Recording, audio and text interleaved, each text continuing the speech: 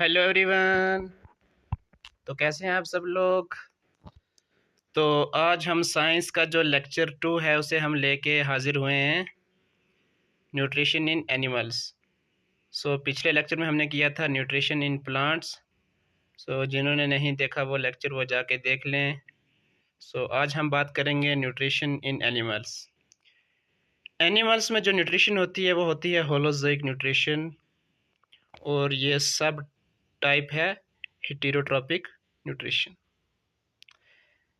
इसमें क्या होता है कि one organism feeds upon another organism, ऐसे न्यूट्रिशन जिसमें एक ऑर्गेनिज्म फीड्स करता है दूसरे ऑर्गेनिज्म के ऊपर, या फिर दूसरे पे डिपेंड करता है, या फिर जिसमें डाइजेस्टिव सिस्टम प्रेजेंट होता है और पूरा जो प्रोसेस है वो डाइजेस्टिव सिस्टम के थ्रू होता है, उसे बोलते हैं हम होलोजोइक न्यूट्रिशन।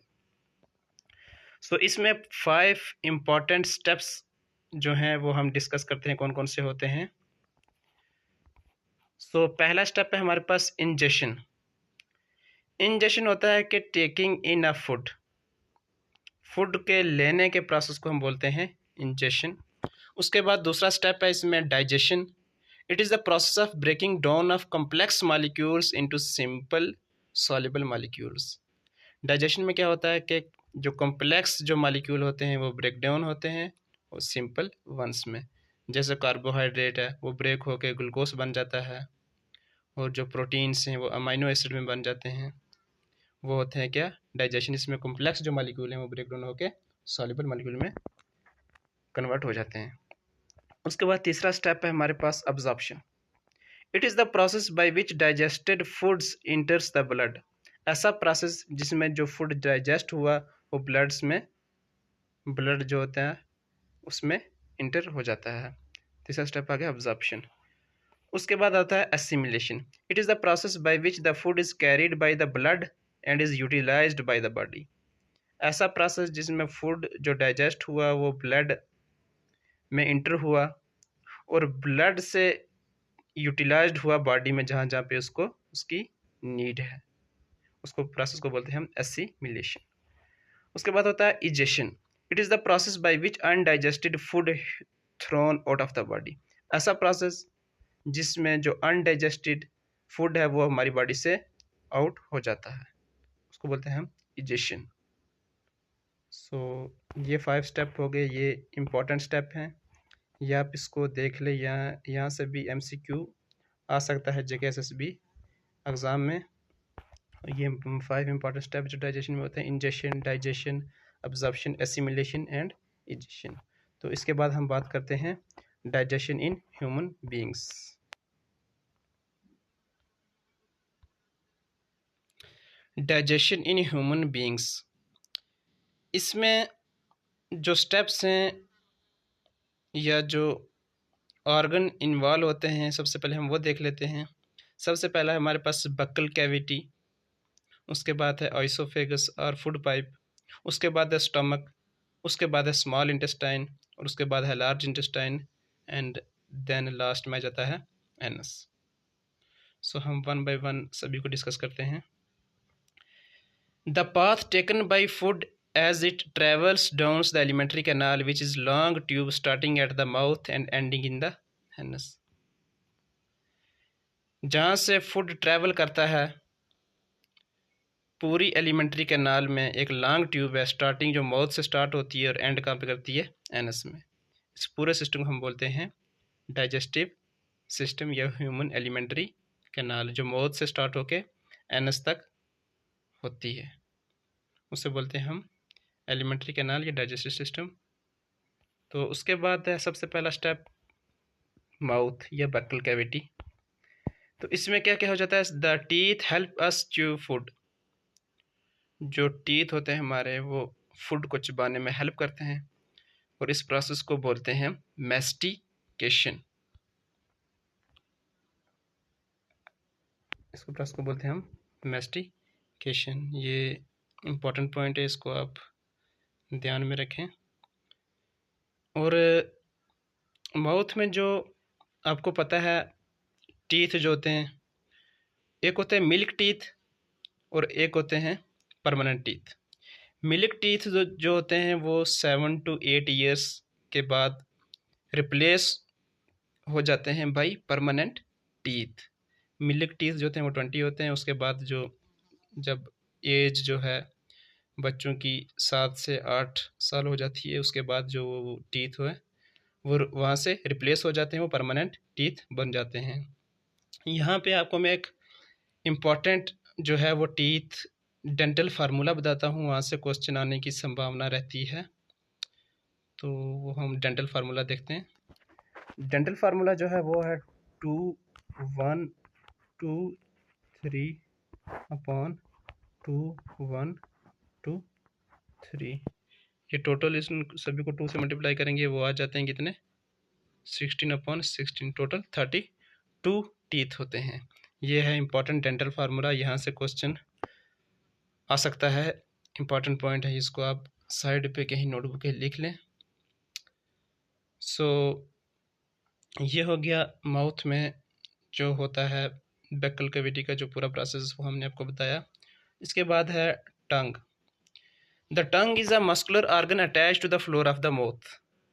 जो टंग होती है एक मस्कुलर ऑर्गन है जो माउथ के फ्लोर में प्रेजेंट होती है। It helps in the process of chewing bye pushing the food towards the teeth.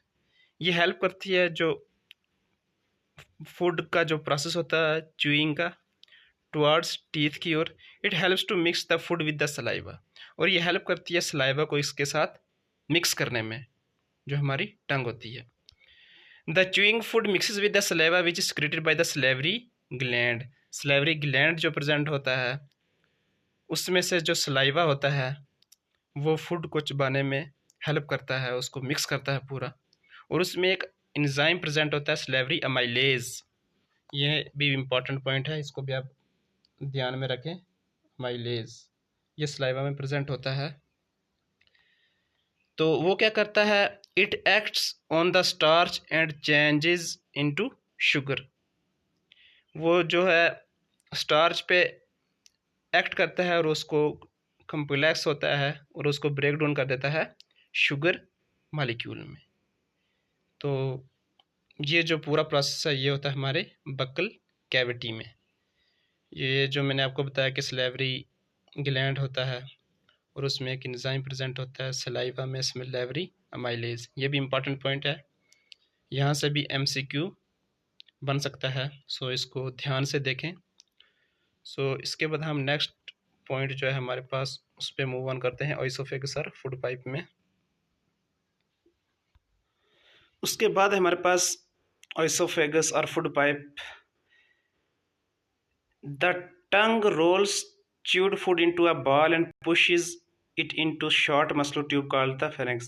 जो हमारी टंग होती है वो जो चबाया हुआ खाना होता है वो उसको पुश करती है, एक शॉर्ट मस्कुलर ट्यूब होती है उसको बोलते हैं हम फेरिंग्स। और फेरिंग्स के बाद जो है फूड वो कहाँ चला जाता है, एक लॉन्ग ट्यूब जिसे बोलते हैं हम ओइसोफेगस और फूड पाइप। तो ये भी क्वेश्चन आ सकता है कि फूड पाइप को क्या बोलते हैं, ओइसोफेगस बोलते हैं। और ये एक लॉन्ग ट्यूब होती है जो फेरिंग्स से जो फूड होता है वो ओइसोफेगस में जाता है। उसके बाद इम्पॉर्टेंट बात ये है कि जो फूड होता है, क्योंकि ओइसोफेगस के साथ में फेरिंग्स के साथ में एक होती है विंड पाइप। तो खाने को विंड पाइप में रोकने के लिए, ताकि खाना जो है वो विंड पाइप में ना चला जाए, वहाँ पे एक होता है फ्लैप लाइक स्ट्रक्चर जिसे हम बोलते हैं एपिग्लोटिस। मोस्ट इम्पॉर्टेंट, इस पॉइंट को ध्यान में रखें। तो एपिग्लोटिस क्या करता है, खाने को रोक देता है ताकि वो विंड पाइप में ना चला जाए। तो जो एपिग्लोटिस होता है ये मोस्ट इंपॉर्टेंट है। एवरी टाइम वो swallow the epiglottis closes the wind. Every time मतलब हर एक निवाले के बाद जो है एपिग्लोटिस वो उसको विंड पाइप को क्लोज कर देता है ताकि फूड जो विंड पाइप में इंटर ना कर पाए। कई बार अगर आपने देखा होगा कि खाना खा रहे आपको अचानक खांसी लग जाती है, वो क्या होता है कि वो एपिग्लोटिस जो है वो अपना फंक्शन करना भूल जाता है, उसको क्लोज करना विंड पाइप को भूल जाता है। खाना जो है विंड पाइप में चला जाता है, हमें खांसी लग जाती है। एपिग्लोटिस का क्या फंक्शन हो गया, फ्लैप लाइक स्ट्रक्चर है और ये फूड को प्रिवेंट करता है ताकि वो विंड पाइप में ना चला जाए। सो ये आ गया पूरा फेरिंग्स और ओइसोफेगस। इसके बाद आ जाता है हमारे पास stomach. Food travels down the oesophagus to the stomach which is J shaped tube. Food जो ट्रेवल्स डाउन होती है ओइसोफेगस से जाके कहाँ पे, स्टमक में, जो होता है जे शेप्ड। ये भी इंपॉर्टेंट पॉइंट है, यहाँ से भी एमसीक्यू बन सकता है कि जो स्टमक है उसकी शेप कौन सी है, तो वो है जे shaped. Glands in the walls of stomach secrete a digestive juice which contains HCl and an enzyme called pepsin। जो उसकी वाल होती है स्टमक की, वो एक डाइजेस्टिव जूस को सिक्रेट करता है। उसमें क्या होता है, हाइड्रोक्लोरिक एसिड HCl एंड एक एंजाइम होता है पेप्सिन। ये भी ध्यान में रखो, यहाँ से भी एमसीक्यू आ सकता है। तो इसमें क्या होता है कि जो HCl और एंजाइम जो है वो यहाँ पे सिक्रेट होता है pepsin. The food is churn gently in the stomach and mixes thoroughly with the digestive juice. जो फूड होती है वो पूरी मिक्स हो जाती है किससे, डाइजेस्टिव जूस से, जो कहाँ से सिक्रेट हुआ, स्टमक की जो वाल्स है वहाँ से सिक्रेट होके, तो वो पूरे फूड को मिक्स कर देता है। और इसमें जो भी कोई बैक्टीरिया, कोई कुछ भी अदर ऑर्गेनिज्म है वो उसको किल कर देता है, ताकि जो फूड पूरी है वो प्रॉपर तरीके से हेल्दी वे में हमारे में डाइजेस्ट हो जाए। सो यहाँ तक हो गया स्टमक की बात। सो आगे हम नेक्स्ट में बात करते हैं। उसके बाद है हमारे पास small intestine. The semi liquid food that enters a long coiled tube called the small intestine. एक लॉन्ग कॉइल्ड ट्यूब होती है, जो होती है उसको क्या बोलते हैं हम, स्मॉल इंटेस्टाइन। यहाँ पे जो है मैक्सिमम डाइजेशन होती है स्मॉल इंटेस्टाइन में। It is here that most of the digestion of food takes place. यहाँ पे जो है मैक्सिमम डाइजेशन की फूड की कहाँ पे होती है, स्मॉल इंटेस्टाइन में। कॉम्प्लेक्स फूड मॉलिक्यूल जो होते हैं वो ब्रेक डाउन हो जाते हैं सिंपल सॉल्युबल मॉलिक्यूल्स में, जिस उसके बाद जो बॉडी है उनको अब्जॉर्ब कर पाती है। तो मैक्सिमम डाइजेशन कहाँ पे होती है, स्मॉल इंटेस्टाइन में। ये पॉइंट भी इंपॉर्टेंट है, इसको याद रखें, यहाँ से भी एमसीक्यू बन सकता है। इनर वॉल जो होती है स्मॉल इंटेस्टाइन की, वहाँ पे फिंगर लाइक प्रोजेक्शन होती है जिसे हम बोलते हैं विलाई। मोस्ट इंपॉर्टेंट, VILL और आई, फिंगर लाइक प्रोजेक्शन होती है, उसको बोलते हैं हम विलाई। ये कहाँ पे प्रेजेंट होती है, इनर वॉल जो स्मॉल इंटेस्टाइन की वहाँ पे प्रेजेंट होती है। यहाँ पे मैंने लिखा है, आप इसको देख लें, ये है small finger like projection villi. और ये क्या करती है, अब्जॉर्प्शन का जो एरिया है, सरफेस एरिया, उसको इंक्रीज कर देती है ताकि मैक्सिमम अब्जॉर्प्शन हो सके। विलाई का ये फंक्शन होता है। और ये भी इंपॉर्टेंट पॉइंट है कि फिंगर लाइक प्रोजेक्शन जो होती है inner wall of small intestine की, तो उसे क्या बोलते हैं, उसे हम बोलते हैं विलाई। और इसमें जो complex molecule, for example carbohydrate, are broken down into glucose. Carbohydrate जो होते हैं वो ब्रोकन डाउन हो जाते हैं ग्लूकोज में। उसके बाद जो प्रोटीन्स होते हैं वो ब्रोकन डाउन हो जाते हैं अमाइनो एसिड्स में। सो मैक्सिमम डाइजेशन कहाँ पे हुई, स्मॉल इंटेस्टाइन में। तो उसके बाद हम बात करते हैं पेनक्रियाज की और लीवर की। Some of the enzymes are produced by an organ called pancreas lying behind the stomach and the liver which lies in front of the stomach। जो पेनक्रियाज होता है ये स्टमक के बिहाइंड पे प्रेजेंट होता है और लीवर जो होता है वो फ्रंट पे प्रेजेंट होता है। जो पेनक्रियाज होता है वो सिक्रिएट करता है pancreatic juice. Most important MCQ बन सकता है यहाँ से। और लीवर सिक्रिएट करता है बाइल। तो ये आप देख लें, पेनक्रियाज क्या करता है, पेनक्रियाटिक जूस, और लीवर का क्या करता है, बाइल सिक्रेट करता है। लीवर जो है लार्जेस्ट ऑर्गन है बॉडी का, लार्जेस्ट ग्लैंड कौन सा है, लीवर। ये भी मोस्ट इंपॉर्टेंट पॉइंट है, इसको आप देख लें, यहाँ से भी क्वेश्चन बन सकता है कि लार्जेस्ट ग्लैंड कौन सा है बॉडी का, वो है लीवर। और बाइल जो होता है वो सिक्रेट करता है लीवर, और बाइल का जो फंक्शन है वो क्या करता है कि helps to break down fats into small droplets. इसका इंपॉर्टेंट फंक्शन है कि जो बाइल होता है वो फैट्स जो होते हैं उसको ब्रेक डाउन करता है स्मॉल ड्रॉपलेट्स में। This makes the digestion of fats easier, जिसकी वजह से डाइजेशन जो है फैट की वो ईजी हो जाती है, क्योंकि ये ब्रेक डाउन कर देता है उसको स्मॉल स्मॉल ड्रॉपलेट्स में। और जो बाइल है वो होता है कहाँ पे स्टोर होता है? गॉल ब्लैडर में। ये भी इंपॉर्टेंट पॉइंट है, इसको भी आप ध्यान से देखें। बाइल जो स्टोर हुआ कहाँ पे हुआ? गॉल ब्लैडर में। तो इसका इंपॉर्टेंट फंक्शन क्या हो गया कि इसको फैट्स को क्या करता है? ब्रेक डाउन करता है स्मॉल ड्रॉपलेट्स में, और जो फैट्स की जो डाइजेशन है वो इजीली हो सके। और पेनक्रियाज जो पेनक्रियाटिक जूस क्रिएट करता है वो कार्बोहाइड्रेट प्रोटीन्स उनको ब्रेक डाउन करके स्मॉल सिंपल सॉल्युबल मॉलिक्यूल्स में कन्वर्ट करता है। वो पूरा फंक्शन है किसका? पेनक्रियाज का। सो ये हो गया। तो इसके बाद हम नेक्स्ट बात करते हैं। इसके बाद लास्ट है हमारे पास the large intestine. The undigested food that remains in the small intestine then passes into the large intestine। जो undigested food हुआ, जो बच जाता है स्मॉल इंटेस्टाइन में, वो पास हो जाता है कहाँ पे? Large intestine. लार्ज इंटेस्टाइन के बाद वो पास हो जाता है कहाँ पे? रेक्टम। RECTUM, rectum. और रेक्टम के बाद आ जाता है कहाँ पे? एनस में। ANUSNS। सो जो अनडाइजेस्टेड फूड हुआ वो स्मॉल इंटेस्टाइन से पास हो गया लार्ज इंटेस्टाइन में, लार्ज इंटेस्टाइन के बाद हुआ रेक्टम में, रेक्टम के बाद एनस में, एनस के बाद through out of the body जो अनडाइजेस्टेड फूड हुआ। और some water is absorbed in the large intestine, the remaining semi solid waste faeces is egested through out the body. जो रिमेनिंग जो बच गया semi solid faeces waste material वो हमारी body से आउट ऑफ हो गया, एडजस्टेड हो गया। तो ये पूरा हमने देखा ह्यूमन डाइजेस्टिव सिस्टम। तो मैं उम्मीद करता हूँ आप सभी लोगों को ये समझ आ चुका होगा। अगर किसी की कोई क्वेरी है तो वो कमेंट बॉक्स में बता सकता है। सो वहाँ पे मैं आंसर देने की कोशिश करूँगा। सो उसके बाद हम बात करते हैं डाइजेशन इन ग्रास ईटिंग एनिमल। ये छोटा सा टॉपिक, इसको हम देख लेते हैं।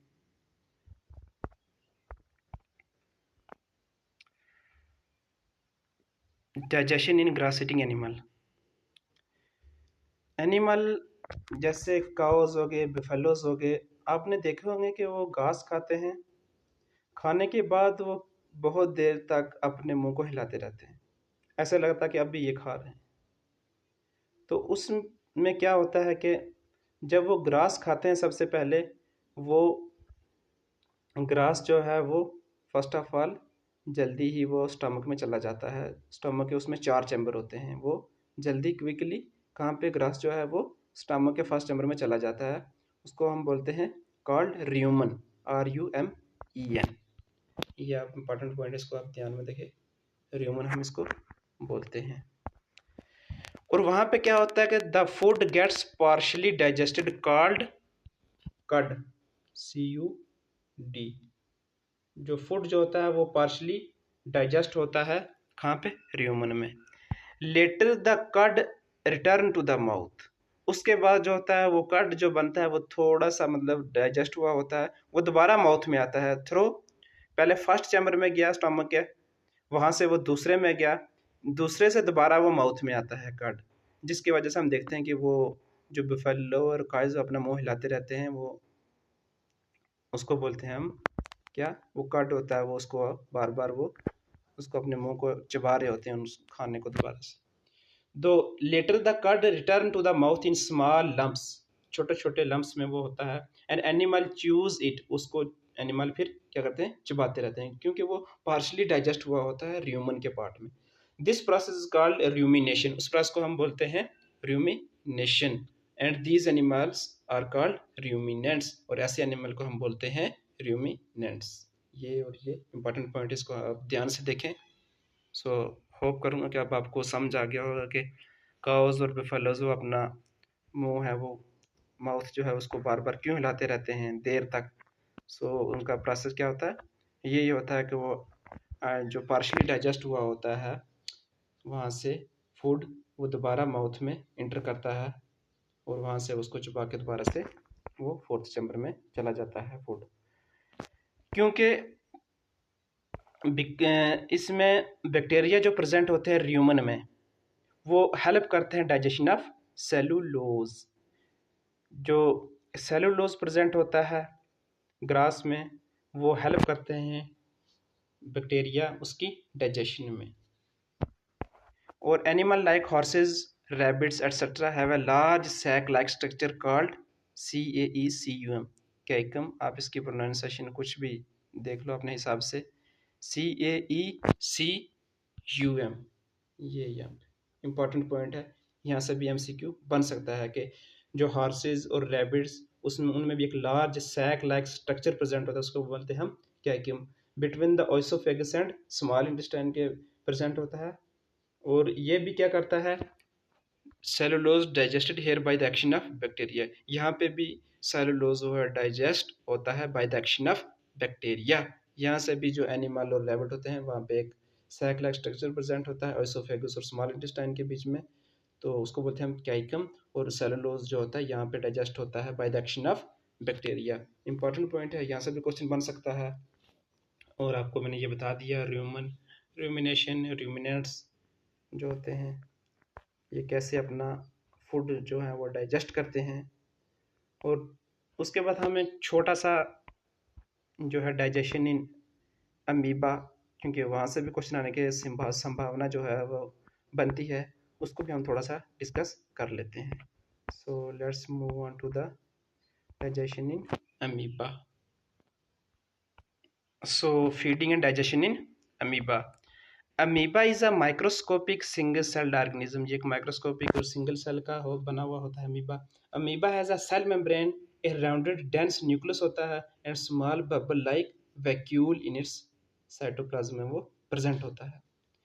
अमीबा की कोई शेप नहीं होती, क्योंकि वो कॉन्स्टेंटली जो है अपनी शेप और पोजिशन को चेंज करता रहता है। और उसमें अमीबा में क्या होता है कि फिंगर लाइक प्रोजेक्शन होती है, उसे हम बोलते हैं pseudopodia. Most important point, pseudopodia, PSEUDOPODIA, pseudopodia. वो उसको हेल्प करती है मूवमेंट में और फूड को कैप्चर करने में। Most important point, most important, यहाँ से क्वेश्चन JKSSB में आ सकता है। क्योंकि जो बैक्टीरिया होता है वो यहाँ से सीडोपोडिया की हेल्प से वो अपने फूड को इनगल्फ करता है, उसको बोलते हैं हम सीडोपोडिया। उसके बाद phagocytosis, important point, most important, यहाँ से भी क्वेश्चन बन सकता है। ऐसा process by which certain living cells called phagocytos ingest or engulf other cells or particle, example amoeba। इस पूरे प्रोसेस को हम बोलते हैं फेगोसाइटोसिस। कैसे उसने सीडोपोडिया के थ्रू पूरा जो है अपने फूड पार्टिकल को इनगल्फ किया, अपने अंदर लिया, उस प्रोसेस को बोलते हैं हम फेगोसाइटोसिस। सो ऐसा वहाँ पे पूछ सकते हैं क्वेश्चन में कि अमीबा में जो होल प्रोसेस फूड इनटेक का वो कैसे लेता है, कैसे डाइजेशन होती है, उसको क्या बोलते हैं, तो उसको बोलते हैं हम फेगोसाइटोसिस। तो इसकी हम थोड़ा डायग्राम की हेल्प से थोड़ा देख लेते हैं और ह्यूमन डाइजेस्टिव सिस्टम भी देख लेते हैं, उसके बाद आपको पूरी अच्छे से समझ आ जाएगा। तो ये है ह्यूमन डाइजेस्टिव सिस्टम। तो ये आ गई बेकल कैविटी, इसमें ये हो गया सलेवरी ग्लैंड, जो सलेवरी अमाइलेज सलाइवा में जो एंजाइम होता है वो सिक्रेट करता है और वो कार्बोहाइड्रेट को ब्रेक डाउन करने में हेल्प करता है। उसके बाद ये आ गई ओइसोफेगस फूड पाइप। उसके बाद ये आ गया liver, largest gland, most important point, ये आप ध्यान में रखें।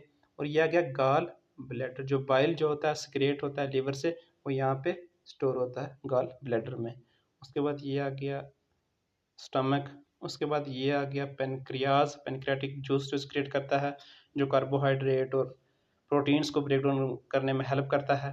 उसके बाद आ गया ये अंदर स्मॉल इंटेस्टाइन, और ये बाहर वाला आ गया लार्ज इंटेस्टाइन, ये आ गया रेक्टम, और ये हो गया एनस, जो वेस्ट मटेरियल जो होता है अनडाइजेस्टेड फूड होता है वहाँ से इजेस्टेड आउट हो जाता है, थ्रू आउट द बॉडी हो जाता है।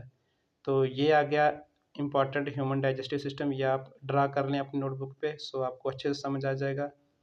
सो इसके बाद हम देख लेते हैं बैक्टीरिया अमीबा की भी डायग्राम, वहाँ से आपको थोड़ा और समझ आ जाएगा थोड़ा डिटेल से।